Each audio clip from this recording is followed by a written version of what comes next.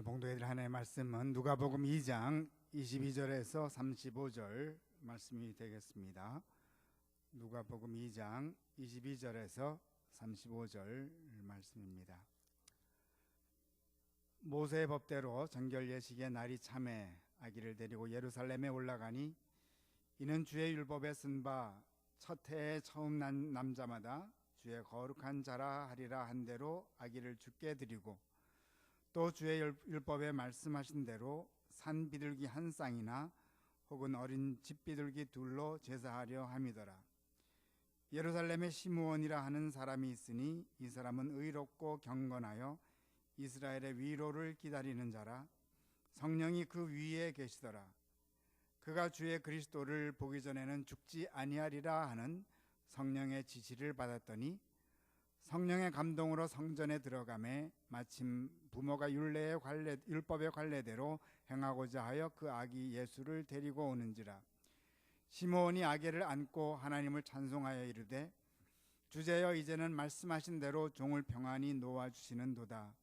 내 눈이 주의 구원을 보았사오니 이는 만민 앞에 예비한 것이요 이방을 비추는 빛이요 주의 백성 이스라엘의 영광이니이다 하니 그의 부모가 그에 대한 말들을 놀랍게 여기더라. 시므온이 그들에게 축복하고 그의 어머니 마리아에게 말하여 이르되 보라 이는 이스라엘 중 많은 사람을 패하거나 흥하게 하며 비방을 받는 표적이 되기 위하여 세움을 받았고 또 칼이 내 마음을 찌르듯 하리니 이는 여러 사람의 마음을 드러내려 하려 함이니라 하더라. 아멘. 중고등부를 가르치는 부부가 있었습니다. 어느 주일 아침 클래스에서 그리스도가 하나님이자 인간임을 가르치는 날이었습니다. 어떻게 시작할까 골똘히 생각하다가 학생들에게 질문을 던지기로 했습니다. 예수님에 대해서 한 가지 아는 바를 적으라고 했습니다. 여러 답변이 나왔는데 한 학생은 예수님은 하나님입니다. 많은 학생들은 좀 더 자세히 답을 했는데 예수님은 동정녀 마리아에게서 탄생했으며 우리의 죄를 위해서 십자가에 죽으셨고 많은 기적을 행하셨습니다. 마지막 한 학생은 다음과 같이 나는 예수를 믿지 않습니다.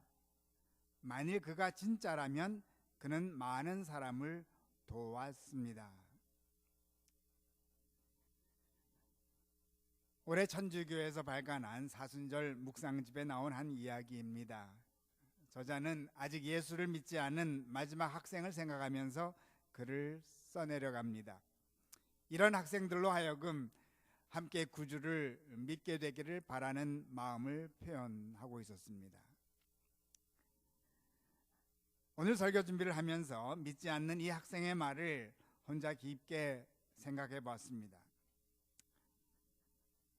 나는 예수를 믿지 않습니다. 만일 그가 진짜라면 그는 많은 사람을 도와줬습니다.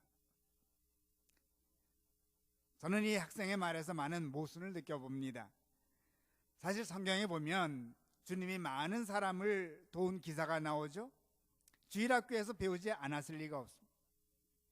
그런데 예수를 안 믿는다고 하면서 만일 진짜 그리스도라면 많은 사람을 도왔을 거라고 말하니까 좀 모순을 느낍니다.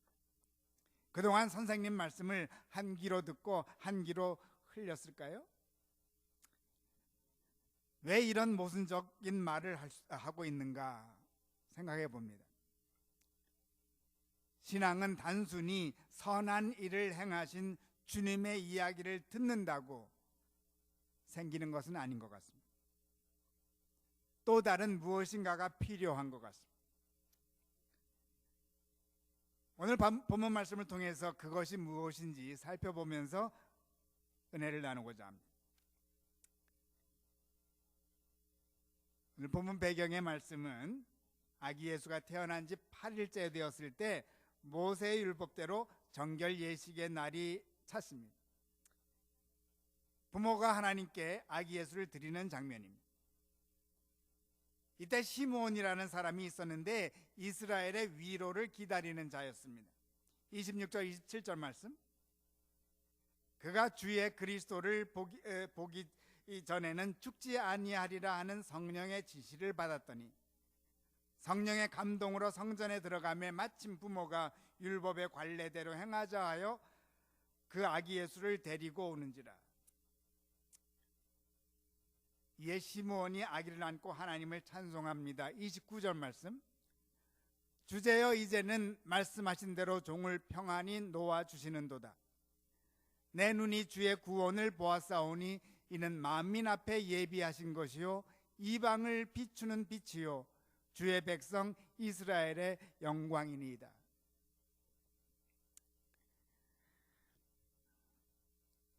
주님은 행복하신 분이죠.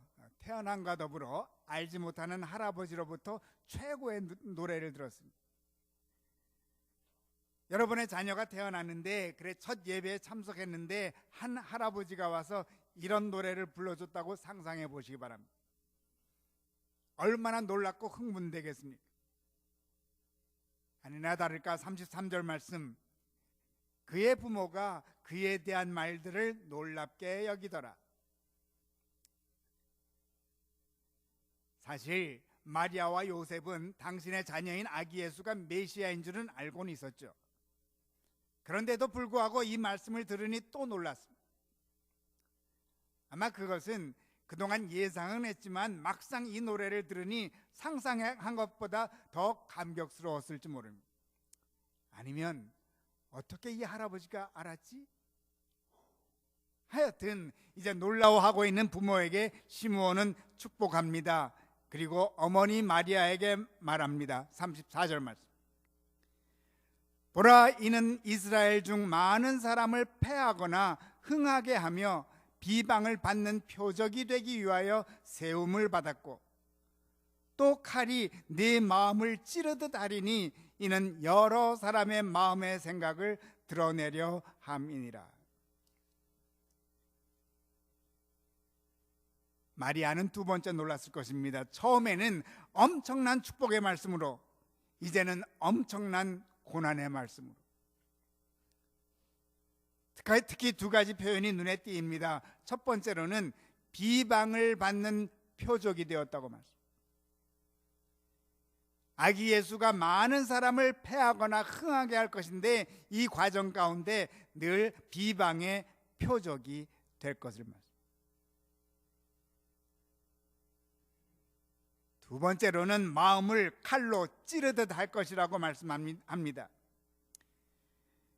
예수님의 마음을 칼로 찌르듯 하는 것으로 처음 보이지만 문맥으로 보면은 마리아에게 하는 말입니다.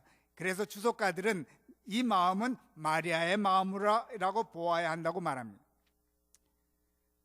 어머니인 마리아의 마음이 칼로 찌르듯 아픔을 느낄 것이라는 것입니다. 물론 문맥상으로 문법적으로는 당연히 어머니인 마리아의 마음이 찢깁니다. 그런데 생각해 보세요. 어머니가 자녀로 인해 마음이 찢긴다면 그 자녀의 마음은 어떻겠습니까? 문맥을 넘어서 사실 자녀의 마음도 예수님의 마음도 찢기는 것입니다. 자, 오늘 본문 말씀에는 두 사람의 찢긴 마음의 소유자가 나오죠. 마리아, 아들 예수님. 이 모든 것의 시작은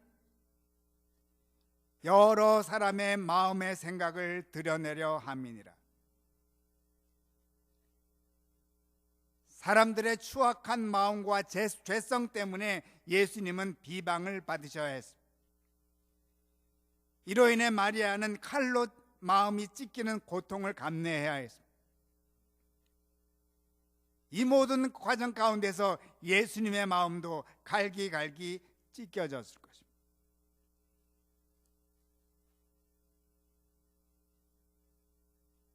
그러고 보면 오늘 본문 말씀의 장면은 실로 찢겨진 마음의 축제인 것 같습니다.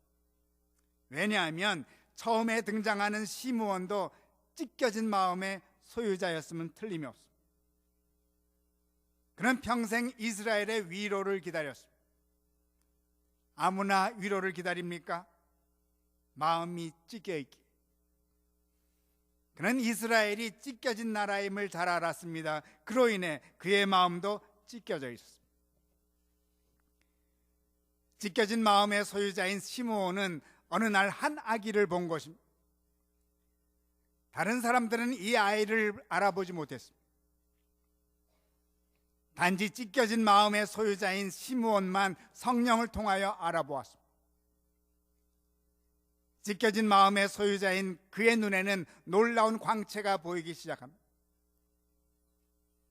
그래서 그는 노래한 것입니다. 주제여, 이제는 말씀하신 대로 종을 평안히 놓아주시는도다. 내 눈이 주의 구원을 보았사오니 이는 만민 앞에 예비하신 것이요 이방을 비추는 빛이요 주의 백성 이스라엘의 영광이니이다.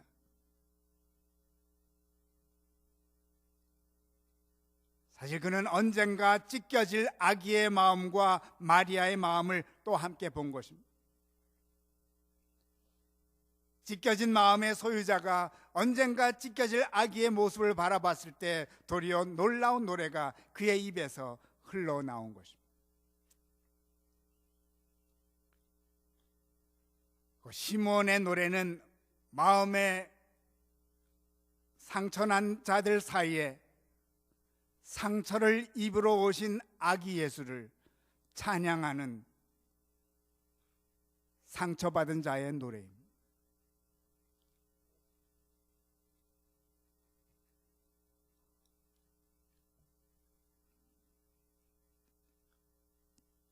사순절 첫 번째 주일 예배로 드립니다. 주님은 사순절 첫째 주일 예배를 맞이하여 우리들에게 무엇을 원하시겠습니까? 동네방네 다니면서 주님은 많은 병든 자들을 고치셨고 그것도 부족하여 주님은 물고기 2마리와 빵 5개로 장정만도 5,000명 이상 먹이시고 12광주리가 남았다고 소리치고 다니기를 원하실까요? 때로는 물론 그것도 필요합니다. 그러나 사순절 벽두인 요즘 오늘만큼은 더 원하시는 것이 있지 않을까요? 이번 주만큼.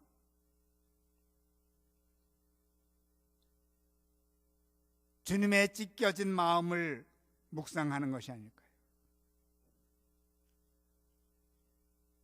주님의 찢겨진 마음에 우리들의 찢겨진 마음을 드린다면 어떨까요?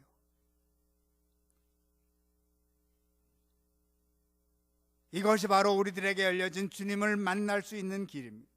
가장 가까운 길입니다. 찢겨진 주님의 마음을 묵상하는 것입니다. 우리도 많이 찢겨져 봤으니 말입니다. 그때 우리 주님도 위로를 받지 않으실까요?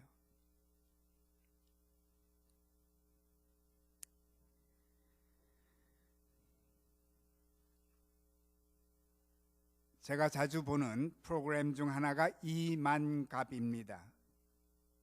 이제 만나러 갑니다.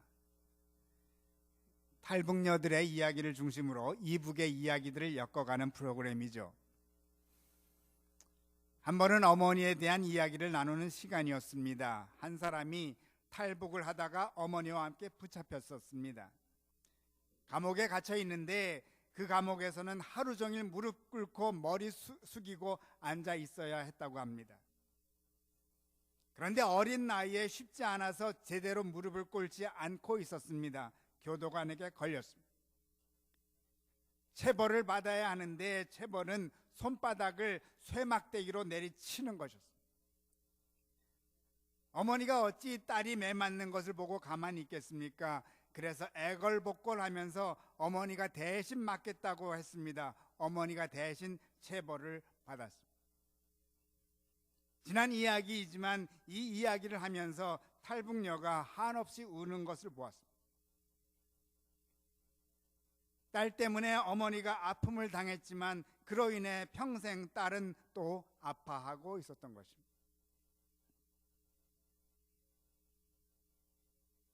그런데 이만갑 출연자들이 모두 이 이야기를 들으면서 눈물을 훔치고 있었습니다. 왜 그랬을까요? 모두 마음의 찢김을 경험한 것입니다.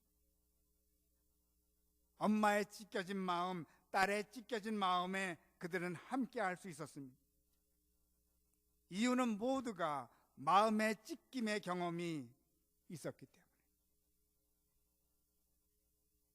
실로 찢겨진 마음의 축제가 벌어지고 있었습니다.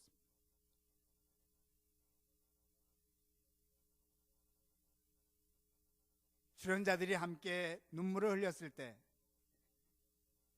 당사자에게도 큰 위로가 되었을 줄 압니다.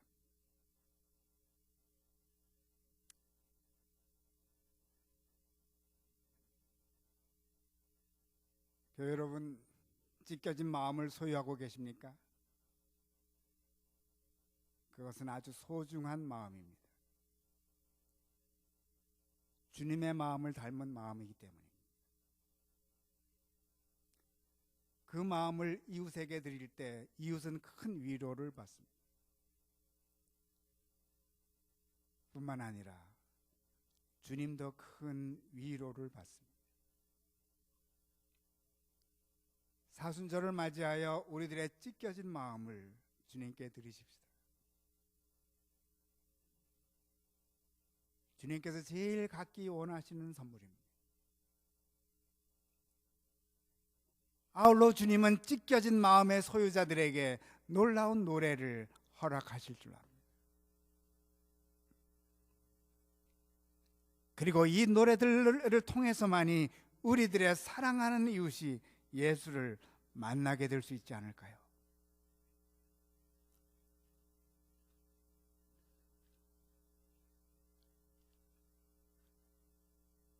한편 어떤 분들은 질문하실지 모릅니다. 나는 죄를 안 져서 마음이 찢겨져 있지 않은데 어떡하죠?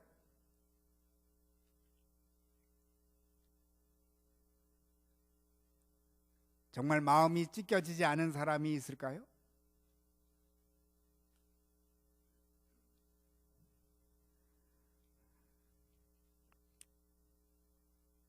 올해도 묵상집이 잘 만들어졌고 저도 매일매일 그 묵상집을 통해서 많은 은혜를 받고 있습니다.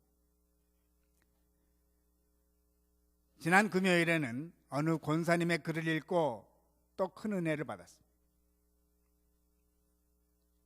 권사님은 당신의 찢겨진 마음을 함께 나눠주셨습니다.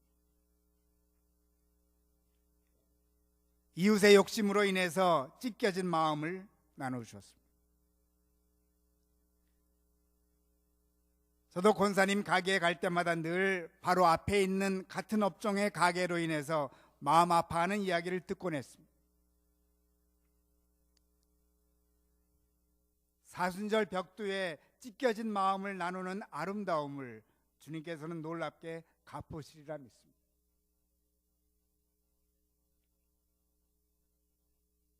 이웃의 죄는 우리들의 마음을 찢어 놓습니다. 그러나 그 찢어짐으로 인해서 우리는 주님을 만나게 됩니다. 주님의 위로가 되어갑니다.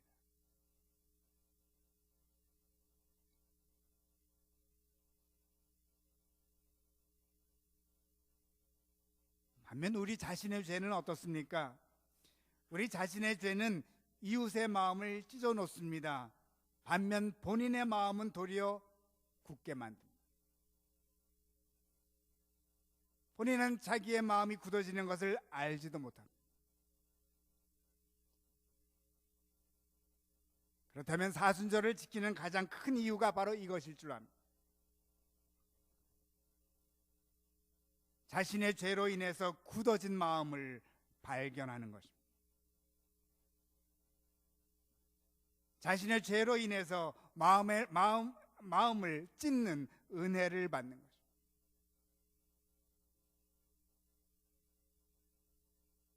이것이 사순절의 최고의 축복입니다.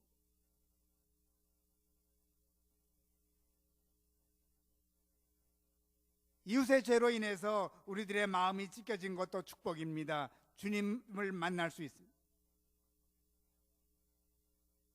그러나 더 큰 축복은 우리 자신의 죄로 인해서 마음을 찢는 것입니다. 그리고 이 찢겨진 마음을 주님께 드리는 것입니다.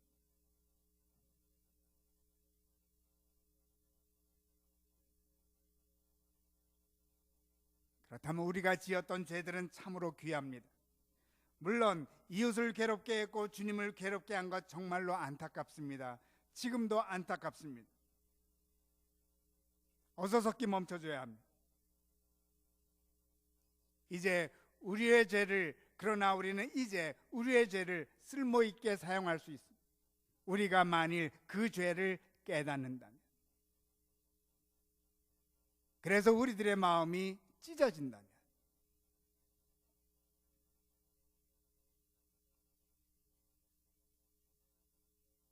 그렇다고 더 이상 죄를 짓자는 말씀은 아닙니다. 이미 지은 죄를 깨닫는 축복,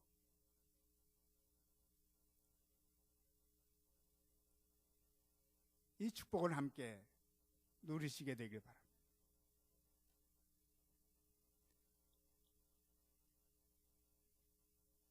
교회 여러분, 오늘 본문이 우리들에게 주는 메시지는 이미 온 세상은 홍수가 나 있습니다. 상처로 인해서 흘려진 아픔이 물이 되어 홍수가 나 있습니다. 이웃이 주는 상처, 내가 나에게 주는 상처, 내가 이웃에게 준 상처, 이 홍수를 이기는 방법은, 이 홍수를 승화시키는 길은 하나뿐입니다. 그리스도의 상처입니다. 주님의 보이는 상처, 보이지 않는 상처를 묵상할 때 신비스럽게도 상처의 홍수는 축복의 강으로 바뀔 것입니다.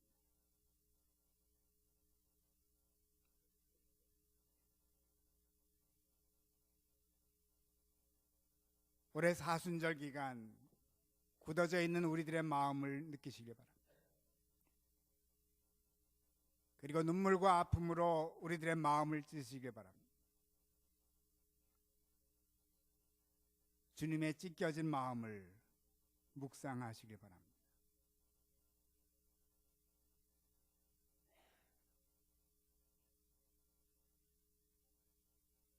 찢겨진 마음의 축제가 바로 사순절입니다.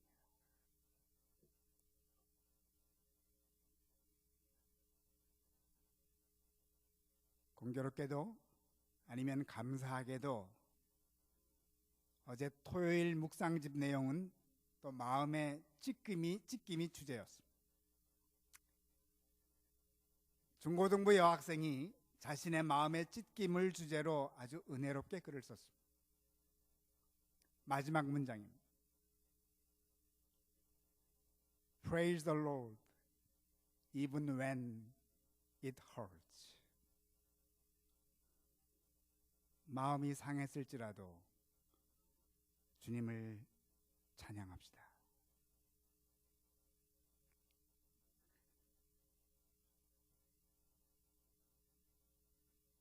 말씀을 거둡니다.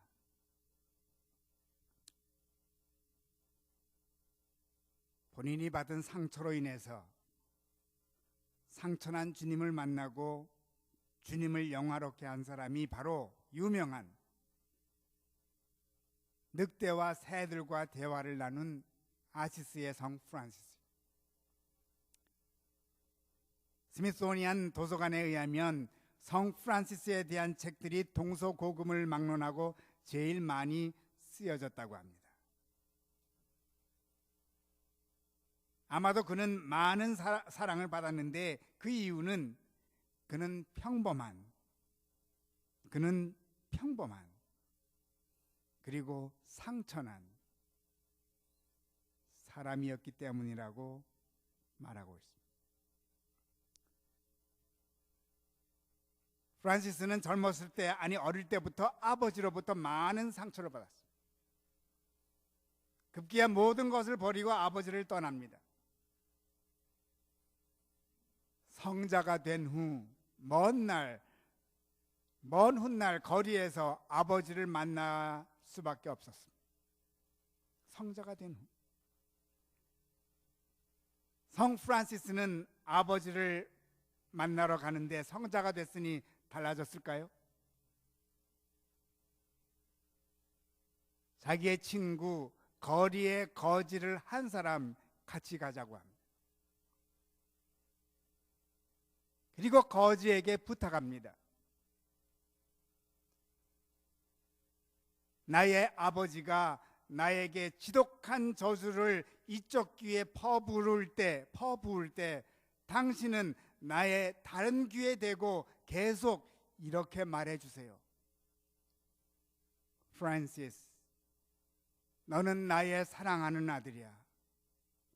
하늘나라의 아들이고 하나님의 아들이지. You are my beloved son.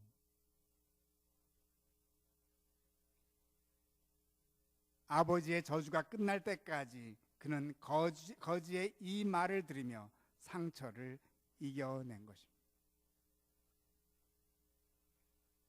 그의 상처는 거룩한 상처가 된 것입니다. 그의 상처가 주님의 상처를 만났기에 기적처럼 거룩한 상처로 변한 것입니다. 이것이 사순절의 축복입니다. 악을 선으로 바꾸는 기적입니다. 이런 자들은 시므온의 노래를 부르는 자들이 될 것입니다. 이는 만민 앞에 예비하신 것이요 이방을 비추는 빛이요 주의 백성 이스라엘의 영광이니이다. 성경은 말씀합니다. 또 칼이 내 마음을 찌르듯 하리니 이는 여러 사람의 마음의 생각을 드러내려 함이니라. 아멘.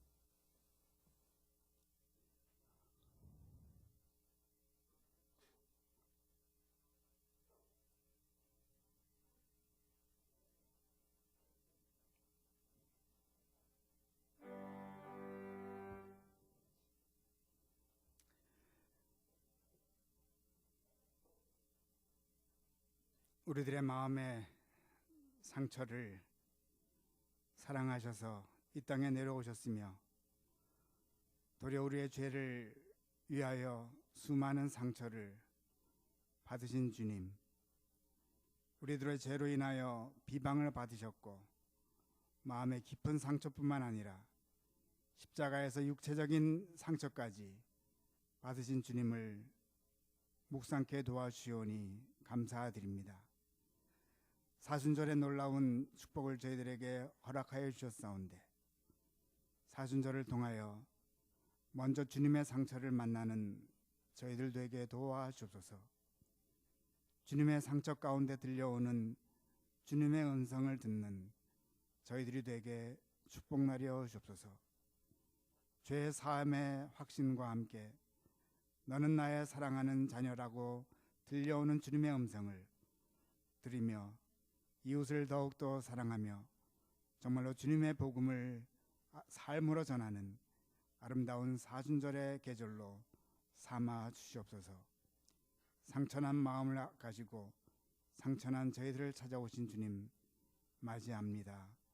환영합니다. 영광 받아 주소서. 예수 그리스도 이름 받들고 기도드리옵나이다. 아멘.